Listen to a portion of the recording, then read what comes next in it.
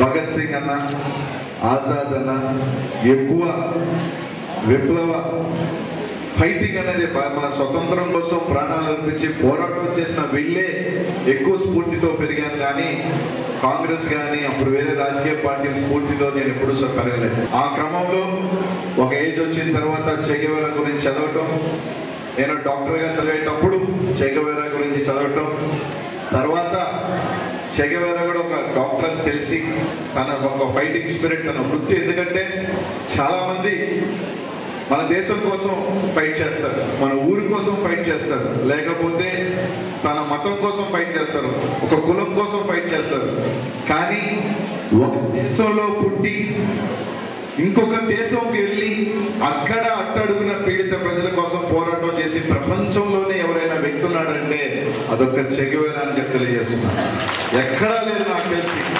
అందరూ కూడా ఒక జాతి కోసం, లేకపోతే వాళ్ళ దేశం కోసం, వాళ్ళ మతం కోసం, వాళ్ళ కులం కోసం, ఆ ఊరు కోసం పోరాటం చేసిన వాళ్ళే. కానీ ఎక్కడైతే వాళ్ళ పీడిత ప్రజలు ఉన్నారో అక్కడికల్లా వెళ్ళి పోరాటం చేసిన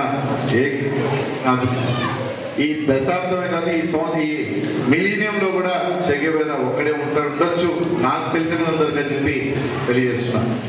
కాబట్టి అప్పుడు వచ్చి అనుకున్నప్పుడు నేను చెప్పాను, ఒక కార్యక్రమం పెట్టాలనుకున్నప్పుడు, ఒక ఫౌండేషన్ ఏర్పాటు చేయాలనుకున్నప్పుడు, ప్రజల్లోకి ఒక కొత్త చైతన్యం తీసుకురావాలంటే చే అనే వ్యక్తి పేరు పెట్టుకోండి బాగుంటుంది అనుకుని డిస్కస్ చేశాం.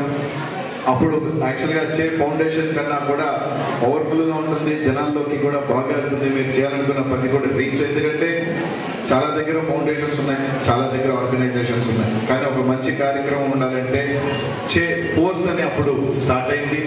తర్వాత ఫోర్స్ అనేది కాకుండా చే ఫౌండేషన్ అని రావడం జరిగింది.